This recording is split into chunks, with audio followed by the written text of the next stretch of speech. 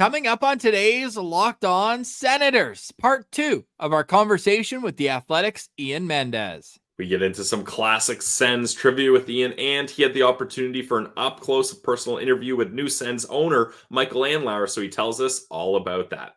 And more coming up on today's edition of the Locked On Senators podcast. It's your team every day. You're Locked On Senators, your daily podcast on the Ottawa Senators. Part of the Locked On Podcast Network. Your team every day.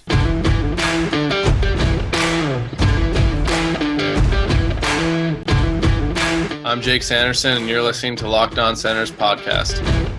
I'm Tim Stützle, and you're listening to the Locked On Senators podcast. Welcome inside episode 976 of the Locked On Senators podcast. I'm Ross Levitan on the outskirts of enemy territory in Winnipeg, Manitoba, alongside Brandon Piller up in the Blue Mountains. Today's episode is brought to you by FanDuel. Make every moment more. Right now, new customers get $200 in bonus bets if your bet of $5 or more wins. Visit FanDuel.com/lockedon to get started. You can also follow the show on social media. We're at Sens Central on Twitter, LockedOn.Senators on Instagram. The show is free and available on all podcast platforms, including on YouTube, where a like, comment, and subscription go a long way to helping the show grow. Today is Wednesday, February 7th, and Pilsy, only one more sleep until the Senators are back at practice. There we go. We're counting down Sens practice. We're talking about practice here. Practice? On Not the the Locked game. On Senators podcast. But hey, that is exciting that we're getting closer. And man, what a way to bookmark the break. An overtime win up against the rival Red Wings, and then Ballet of Ontario for Saturday night, right at the start of the kickoff after All-Star break. So big games for your team here. And make sure to note that the GLEBE Central Pub shuttle will be taking off for that game. So get your tickets now. And Sens get there, Leafs. Sens fans. Yeah, there's probably a lot of Leafs fans that are thinking, hey, I've heard so much about the GLEBE Central Pub shuttle. I'm going to go to the Leafs game at the Canadian Tire Center. Make sure we can outnumber the Leafs fans at the very least on the GLEBE Central Pub Sens shuttle. Well, I can confirm that does happen because I was on the shuttle at the GLEBE Central Pub the last time the Sens and Leafs played. There was, I would say, 75-25 in favor of Sens fans. I got into it with a guy. It was all in good fun, but he was trying to convince me that John Tavares is a better hockey player than Claude Giroux.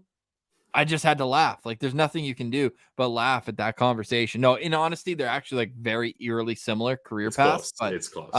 But no, obviously fun. And even like from captains to home, like just the way their whole careers have worked out so far, both of them looking for their first Stanley Cup. But we got into that actually with part 1 with Ian Mendes, talking about Claude Giroux and how he is someone the Senators should and expect to build around. They want more, not less, Claude Giroux's. And I think Claude Giroux wants to be a part of the solution here building in Ottawa. Pilsy, you got anything else before we get to Ian? Because we got another half hour coming up with an absolute beauty.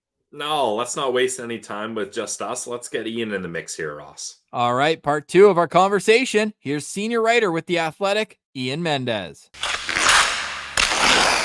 The first of the 10 times that Ian Mendes was on our show, September 25th, 2020, and the episode was titled Interview with Ian Mendes plus Bobby Ryan Bought Out. And the first line of the description is, there are no remaining players from the 2017 Ottawa Senators Stanley Cup run. So that's the timeline of how long Ian's been a very, very appreciated contributor of LOSP. Man, so I was with TSN 1200 at the time, and I think that was like the week leading into the draft, right? In 20.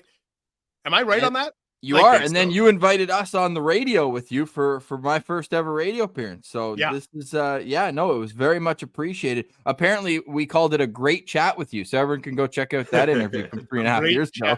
Matt, I wonder how that one aged. Had they traded for Matt Murray at that point? No, not yet. That was the second day of the draft, but right. You did give your take. It said in the description of who the captain of the Senators should be. So maybe you said Colin White. Who knows? Oh my God, yeah. I was like, this is Eric Goodbranson's team. Yeah. Oh no, I don't even know if he was there by then. No, he came. I think he came up right after. Yeah. Amazing. Sorry, Pilsy. Go ahead. Last question. No worries. So Now you've got to kind of spend some time with Michael Andlauer, and he's been around for a couple months now, so we've got a better sense of who he is and what he's trying to do, especially you, Ian. This year did not start the way Michael Andlauer thought it was going to. He got hurled so many curveballs, knuckleballs, like 41 game gambling suspension, never before seen, retroactive first round draft picks taken away. His whole mantra was, we're going to keep it stable. We're going to keep it steady. Dorian's going to stay here. DJ's going to be here for the year. All that has kind of blown up in his face, and not to his fault. Do you think that having experienced all those things in such a flurry right away will affect how he makes decisions moving forward and kind of his process and mantra moving forward? Or do you think it's one of those things where, look, life happens, there's material change, you got to deal with this on its own, but he's still going to try to keep that steady stability? Or how is the start of his ownership as Ottawa Senators owner going to affect his process and his path? Yeah, you know what? That's a good question. I suspect it's the latter. I suspect it's going because of, like, here's what I really appreciate. And I don't know if that I think this comes across in the Steve Staios press conferences and availabilities. There is a measure of calmness and stability and professionalism. Like, I think if you had to ask me, like, what's the, like, if you had to personify Michael Andlauer's ownership, it's Steve Staios. Guys, he's so calm. Like, can you imagine? Like, I'm having a hard time imagining Steve Staios lashing out at the media. I have a hard time Steve Staios making a joke at the podium. I have a hard time like, he's just straight as an arrow. Yeah. And I think that's the tone that this group wants to set. And Dave Poulin is very much the same way. Like Dave Poulin is professional. He's calm. These guys are really both, and Andlauer is a really good communicator. You know, a lot of times I think when you get into that billionaire stratosphere, the ability to communicate might get lost, or you don't see yourself on the same level as other people. I don't think he has that. So I think this is what you're going to see moving forward. Like, kind of, they realized when it was spinning out of control, Jacques Martin was the right guy, because Jacques would inject calmness, confidence, that's what they want. They want this organization to be, they just don't want it to be a gong show. And when they took over, the echoes of the previous regime were still being heard. And I'm not going to put the Pinto thing, obviously, was as an aberration, but you know, getting stripped of a first round pick really for, you know, was clearly at the feet of the previous general manager. These are the types of things you can't do. You can't, you know, trade away a first round pick for Alex DeBrincat and trade away a first round pick for Jacob Chikrin and then lose a first round pick because of the Dadonov thing. Like, this is organizational dysfunction, like, in terms of a big picture view, right? So I think he's just like, take a deep breath. Let's reset. We're going to put, you know, obviously at some point a new permanent coach will come in. And I think it's going to be calmness and stability that rules the day, instead of what at times I think sunk the previous regime, was making emotionally based decisions rather than being calm, cool, and calculated.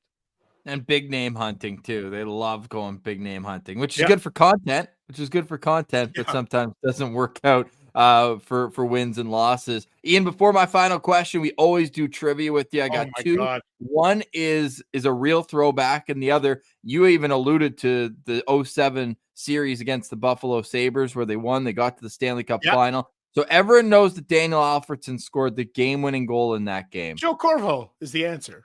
Nope, it's not. For game, I thought it was game 2. Joe Corvo off the draw. Jason Spezza wins the draw, doesn't he? It was, but you're on the right track here. Yeah, you are. So the most famous goal in Senators history, we know it was Daniel Alfredsson. 1-on-3, not great odds. Who had the assists on that goal? I want to say Andre Mazzaros. Not Mazzaros. Is that possible? Did Mazzaros get a secondary assist on that? Yes. That's exactly right. And because it came back and Danny Heatley. Yeah. Danny Heatley, Andre Mazzaros. Ross thought he was going to stump you here. He's like, he might get the primary assist, but I'm going to ask him the secondary assist. He nailed it. The puck went back into the kind of the not neutral zone. Andre Mazzaros. I was like, I'm pretty sure it was Maz. Yeah, it was. And I actually watched that YouTube. I watched the entire overtime. It's on YouTube. I watched it the other day. Just what I do in my spare time, Ian. But now we're going to go way back because this one I think you might not get. Okay. Who scored? We're going back to April 17th, 1997, the first playoff game in Ottawa Senators history. Okay. It was a 3-1 loss. But who has the first goal in Ottawa Senators playoff history? Boy. So this is the 97. Yeah. Against Buffalo. So they're both against Buffalo, funny enough. They're both in Buffalo in the same building. That was the series where Shields came in, right? Hasek played this game for sure. Hasek played in that game. He played game 1, yeah. So first ever playoff goal? Yeah, and it wasn't in the first period. Nobody scored. Wasn't in the second period. It was 1-0 Buffalo going to third, but the Ottawa Senators tied it nearly 4 minutes into the third period in this game. So Alfredsson had that seems too obvious. Like I know Alfredsson had like 3 or 4 goals, I think, in that like he was their best. That seems too obvious because it's just like why you asked me a Mazzaros question. I mean, man, go with your gut. You gotta go with your gut. Okay, I'll say Alfredsson, but I don't think that's right. It's Daniel Alfredsson. Yeah, see, Ian, you gotta trust yourself. Nice. He had like 4 or 5 goals. 3 or 4 goals in that series. Yeah, he had. I can tell you in 2 seconds. 3 or 4 He also had the first penalty in Ottawa Senators playoff history as well. So this guy, he really is just Mr. Ottawa Senator. Career playoff game log. He had 1 goal in game 1, 1 goal in game 2. He had a goal in game 4 and 2 goals in game 5. Sorry, it actually continued. So yeah, jeez, I thought he had 3 or 4. There you go. No, you're right. Yeah, he had five goals in the series. We'll get right back to our conversation with Ian, but first, Pilsy's got a word from one of our favorite sponsors. Oh, yeah. This episode is brought to you by our friends over at FanDuel. Guys, happy Super Bowl to all those who celebrate from our friends at FanDuel, America's #1 sportsbook. And hey, if you're like me and millions of others, Super Bowl Sunday is huge. You got to find the best seat on the couch. You got to have your snacks here, your refreshments here, and your bets on FanDuel. FanDuel has so many ways for you to end the season with a victory. Not only can you bet on who will win Super Bowl 58, there's a lot more bets that can happen on FanDuel. Which players are going to score a touchdown? I like Christian McCaffrey and or Travis Kelce. That's the way I'm looking at that one, Ross. How many points are going to be scored? It's the Super Bowl. Life's too short to bet the under. Bet the over. Cheer for points no matter what team you like. Points are fun. I like the over as well. Will Usher debut a song, Ross? No or yeah. And you can even bet on either quarterback to catch their own pass at plus 5,000 odds and so much more. It's honestly crazy what FanDuel does for the Super Bowl. New customers join today and you'll get $200 in bonus bets if your first bet of $5 or more wins. Just visit FanDuel.com/lockedon to sign up. That's FanDuel.com/lockedon. Make every moment more with FanDuel, an official sportsbook partner of the NFL. Today's episode is also brought to you by the GLEBE Central Pub. You can go there to watch the Super Bowl, the GLEBE Central Pub, right in the heart of the Glebe, 779 Bank Street. And when you head there, make sure you let them know that Locked On Senators sent you. Not only are they a place for great food, awesome drinks, and a crazy cool atmosphere, live music every Saturday for the month of February. And if you also go to their website, GLEBECentralPub.com, you can hit the Sens bus shuttle and buy your tickets. Scroll down and click the link to the game.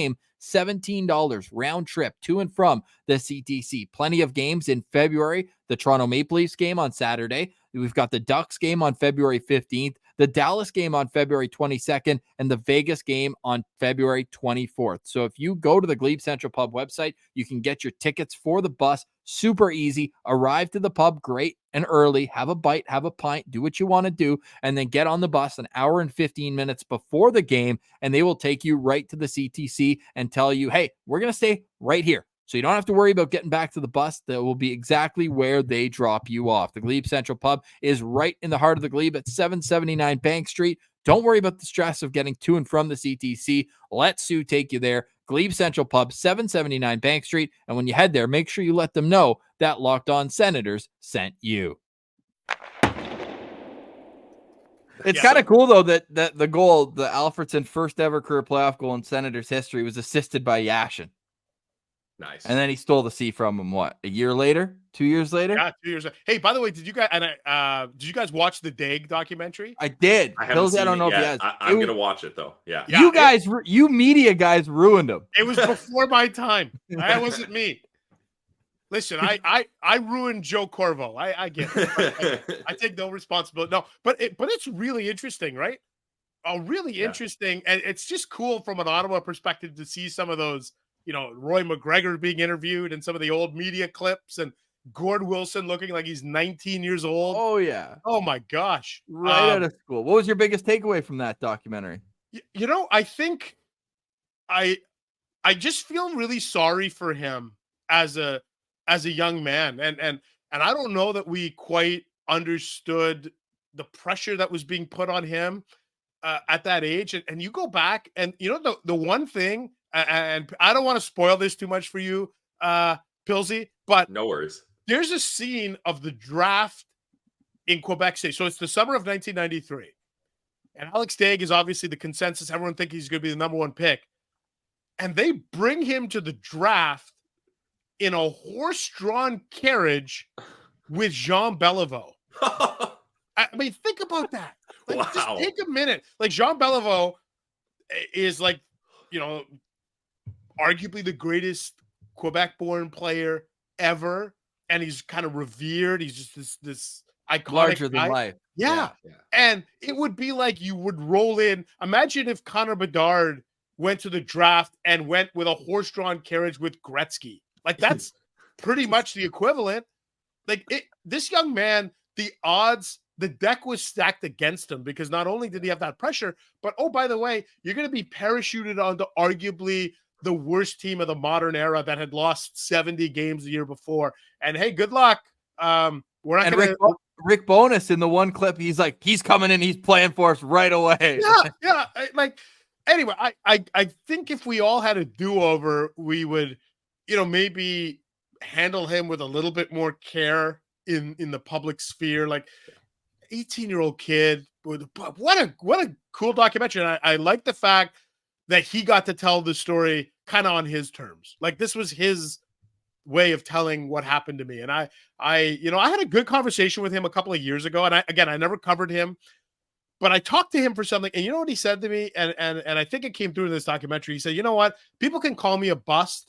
People can say my life was, fell short. He's like, I spent 12 years playing professional hockey. I made millions of dollars. I played in Europe. I was a star. If you think that's a bad life, man, I feel sorry for you. And I thought that was a really good way of putting it. He just seems like he's at peace with himself, and that's all you care about. That's it. Yeah, exactly. And if you look at it, the numbers weren't even that bad. No, they weren't that bad. Yeah. 20 goals as a teenager on a terrible team is pretty good. Yeah, he's 28th on all-time Sens points still. Yeah. Right behind Andreas Dackel. Oh, I thought you were going to say Andre Mazzaros again. No, I don't think Mazzaros was able to put 172 points up. No. But, oh, man. Ian, we always appreciate your time. Final question for me is what can we expect from you coming up on The Athletic? Yeah, so obviously, this is the tough week, covering some of the Hockey Canada stuff in London. So this is a tough week. I'll be doing some of that. I'm trying to think what else I've got. So this survey story that I've alluded to, it'll drop at some point. Maybe it'll be Friday. It'll depend. It might be the following week. I got some time with Dave Poulin, actually, that I've been waiting to drop this feature. I figured the bye week would be good. Like a human interest story on Dave Poulin, his life, how it led to this moment. And I also got some time with Brock McGillis, who is doing a tour of 100 speeches in 100 days to youth hockey teams in Canada to try and combat homophobia. And I got some time with Brock in January. His tour is ending this week. And so, I'm kind of all over the map here with stories. But yeah, there'll be plenty of stuff kind of coming out here in the next few days. So here with Locked On Senators, we just kind of rely on the actual journalists, yourself, Rick Westhead, Katie Strang, Robin Doolittle. Where are we at right now with the Hockey Canada situation? Yeah, and as the week unfolds here, obviously there'll be more. When we get more from London Police Department and everything. I think what's really important in this story, and this is what matters. This is what, when people say, I don't want to pay for journalism, or I don't believe in journalism, like Robin Doolittle, Rick Westhead, and I think what we've been able to accomplish a little bit at the Athletic, Katie Strang, Dan Robson, and myself over the last couple of years, is when you have 2 or 3 or 4, and CBC's actually done some good stuff too on this, but when you have 3 or 4 media entities and we're not chasing this story for clickbait. We're chasing this story to hold people accountable. We're chasing to shine a light on something. Good things happen. And you should want the media trying to shine a light on your political, the people that are in power politically, in corporate places, hockey teams, all of that. And so I hope that people understand, as this all comes together, this entire story never would have happened without the dogged pursuit of Rick Westhead originally. And we all owe a degree of thanks to him. And same with the Kyle Beach story in Chicago. Like that Rick Westhead has done. Like, when people talk about, you see reporters and journalists go into the Hall of Fame for hockey, and people are like, that was, Rick Westhead doesn't need to go. His work is the Hall of Fame. Like, he doesn't need these types of things. And to me, that's important. You get the Strangs and the Westheads and the Doolittles doing this stuff. It matters. And so I think we're in for an interesting, set of months and possibly up to years on this story. And I don't think it's really going away. Yeah. And we're very thankful that we have people like you, people like Katie Strang, Rick Westhead, Robin Doolittle covering this story. Because Ross and I pretty much always say, look, this story, it's ongoing, but we implore you to go to the people that are actually covering this and that are working so hard to get all the details and do it right. I think that's the most important thing, Ian, is doing this justice and doing it right, not trying to be first or trying to clickbait or anything like that, because there's real people involved, and the consequences of what's gone on here are huge. So we commend you for your service, Ian, definitely. Yeah, no, I appreciate it. It's an important story. And, listen, it's a bye week for the Ottawa Senators. I, probably could have taken a week off, but I did. I put my hand up and I said, I want to go to London if I can, because I don't think there's a more important story in hockey. I think it's important that somebody who is kind of in the NHL sphere, Chris Johnson's going to be, kind of with me, and we're going to do this for the Athletic, because we think it's the right thing to do, to ask some questions here and try to hold some people accountable. Well, we saw your latest article with the Athletic. We retweeted it at Sens Central, and we look forward to seeing this kind of develop in a way where, the victim can get closure to what I can only imagine been a really, really traumatizing last couple of years. We'll get right back to our conversation with Ian, but first, Pilsy's got a word from our friends with Indeed.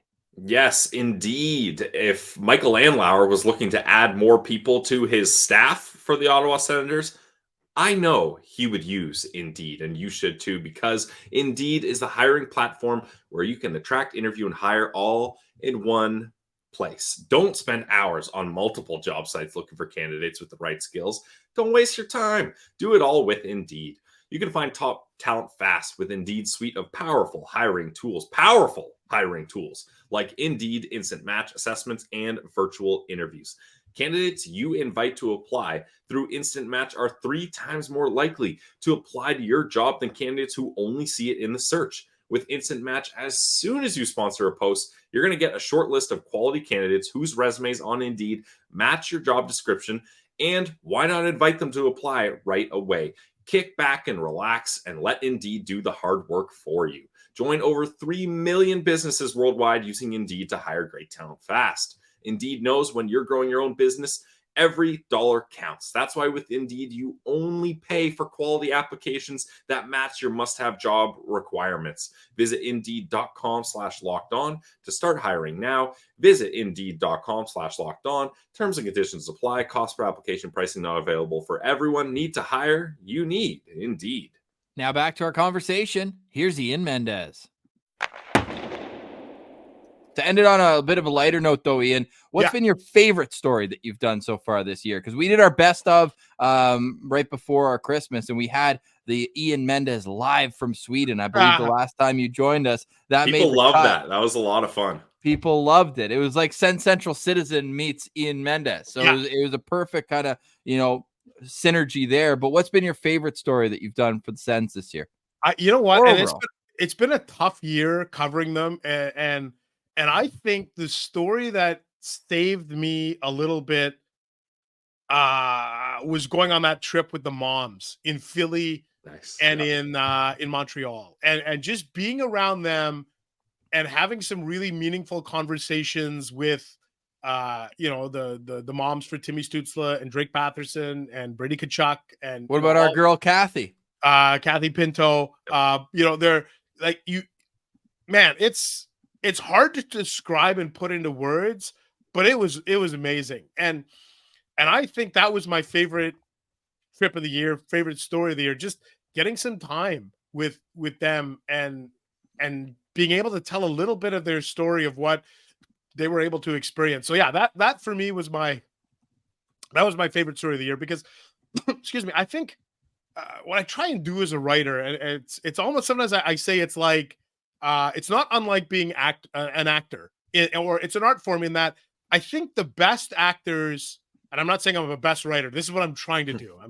Please don't take this out of context. People are like, this guy says he's the best writer, but no, I'm not. But I think, like, what I love about actors is the ones that can do range, right? So the ones that can, like, I almost love, like, back in the day, Robin Williams, for example. I almost liked him when he was in serious roles more than anything, but he's also the guy that was in Mrs. Doubtfire and whatever. Like, you know what I mean? Like, there's range there.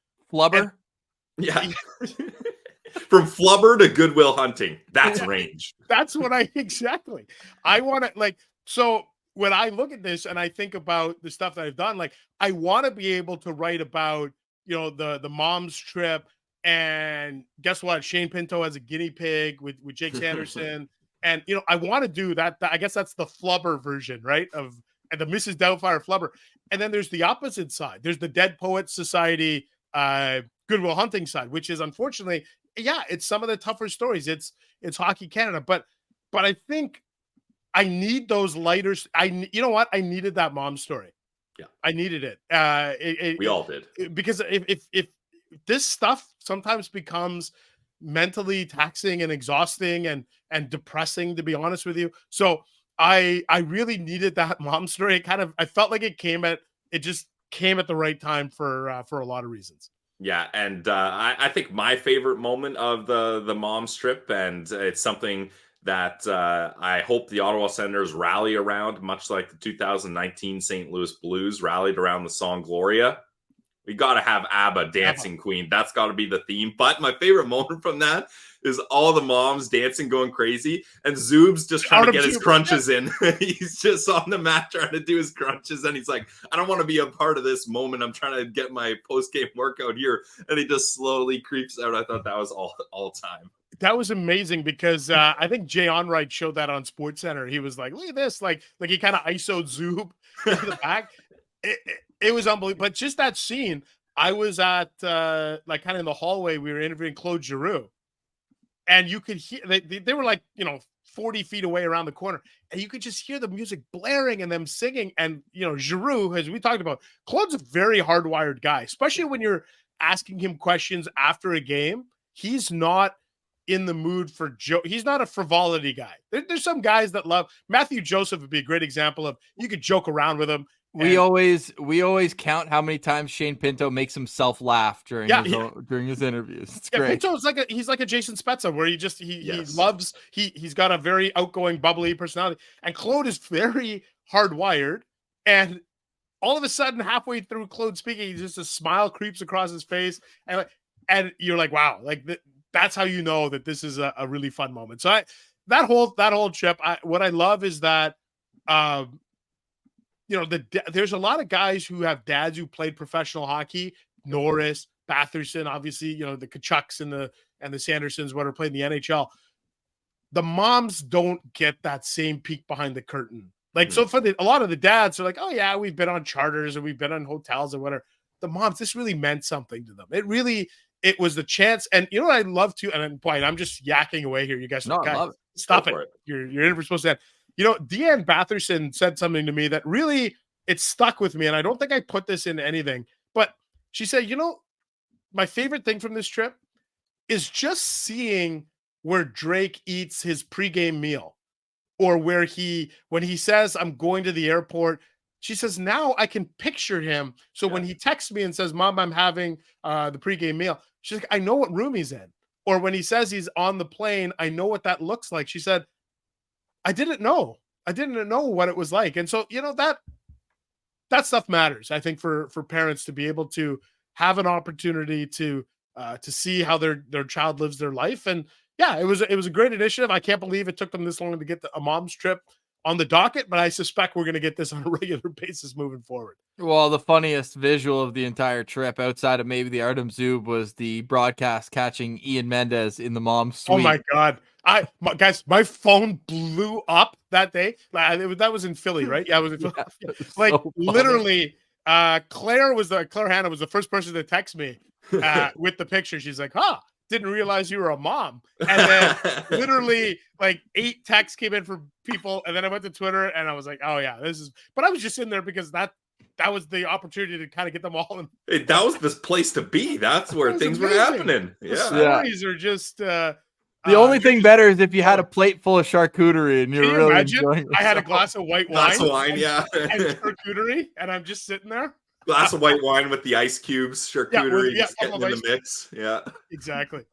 That's awesome. Man. Ian Mendes, senior writer from The Athletic. Ian, we always look forward to your appearances on with us. Truly can't thank you enough. Only Mark Mathott's been on more opportunities than you. And man, always looking forward. You know what you have on everyone else, though? You're the only one who's been on in multiple continents. So, yes. I mean, that's not something that you can take away. Really appreciate your time and the work that you do at The Athletic. I mean, it's worth the price of subscription just yourself. We're having a very athletic week, and not because Pilsy and I are just getting in shape, but your friend Scott Wheeler is going to stop by as well and discuss how the Sens can pump their prospect pool up a bit here.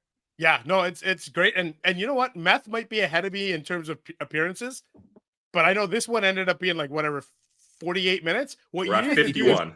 51. Yeah. What you need to do is figure out in terms of total time on Locked On. Oh, am I potentially ahead of Mark Mathot? Think about it. His hits are a little bit quicker, right? He doesn't go 50 minutes. It could be close. Yeah, it could be close. We're gonna need the citizens out there to get the stats going. Yeah, and I know that a job for Kevin. Kevin Hemina is going to be fired up. Yeah. I saw that you stole his signature pose in when you were at Yuck Yucks. By the way, first question, I should have asked you to tell us a joke, funny man. Oh man, hey, look, I won't rate how I did because I ended up doing a set, like an actual set, like a stand up. Nice. We'll call it routine. And I think Wally got pissed because it ended up going about 28 minutes. I did. I'm shocked. You got mad? Yeah, that's not the Wally I know. No, you'll have to ask people that were there how it landed because I have an idea that I think it went well, but it would be better to ask audience members. Put it in the survey, Ian. I'll put it in the survey. We'll stay tuned for the survey and a whole lot more. That's Ian Mendes of The Athletic.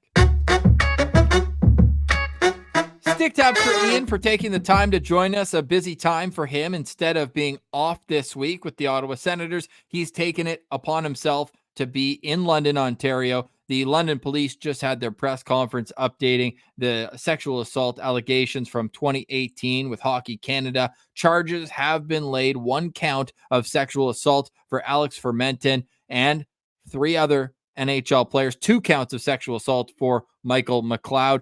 We would really recommend going to Rick Westhead's work, Katie Strangsworth in The Athletic, Robin Doolittle with Global, and of course, Ian Mendes. They're doing great work on that file and making sure that the victim is at the forefront of the conversation. Pilsy, tomorrow on Locked On Senators, Scott Wheeler. Also, we said it's the athletic week for us. Not only are you and I on the Peloton, but we've got the athletic people in the mix. They're great talkers. They're great journalists. And I'm excited to get into the 2024 draft because look, you and I, boots on the ground, this is going to be the pièce de résistance. We've been building for this moment with 3 years of draft coverage. It's time to go and make it even better, bigger, and 2 first-round picks for the Ottawa Senators.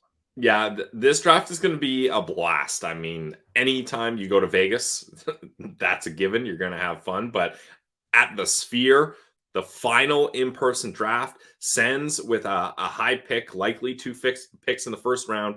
Lots of defensemen available or more. Exactly. Ross and I are going to have videographers with us on the trip. We're going to get some new equipment, try maybe some on the street style interviews and stuff like that. So obviously the draft is a long way away, but it's time to start getting excited for it. Usually I like to push the draft off further and further, but this draft I'm excited for, and there's lots of reasons for Sens fans to be optimistic.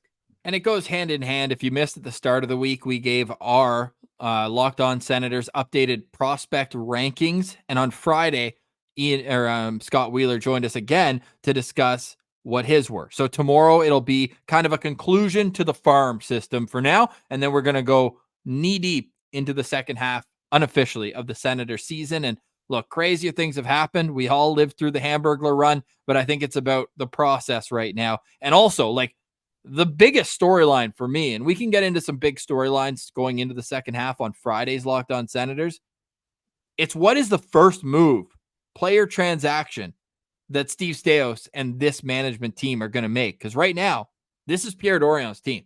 Yeah, they haven't made a single roster move outside of bringing back Shane Pinto, which was a no-brainer. Nothing has been done. And it's Trent Mann's prospect pipeline, right? So not only the NHL team, but the prospect pool, none of this has really been affected at all by the new regime. So it's like, we can't just look at the draft and be like, oh, 6'4" left shot defenseman, he's going to be a Ottawa Senator 2 rounds too early. We can't do that anymore. It's going to be very intriguing to see the path and the new direction this team takes. It certainly will. And it all starts tomorrow on Locked On Senators, the road to the 2024 NHL draft. I'm going to have to make a new playlist on our YouTube, 2024 NHL draft. Our 2023 playlist, Pilsy, I don't have the exact number, but we put all of our prospect profiles out as we like to do, right? Because that way people can go and see individual draft profiles and everything. When it comes to our 2023 NHL draft, Pilsy, I've got it right here. How many videos do you think we have in our draft playlist on YouTube for 2023? Well, we did 60 profiles, right? Yes, but plus the episodes that they were in as well. That's what I mean. So it starts at 60. 60 is the floor. Yep. I'm going to say 87.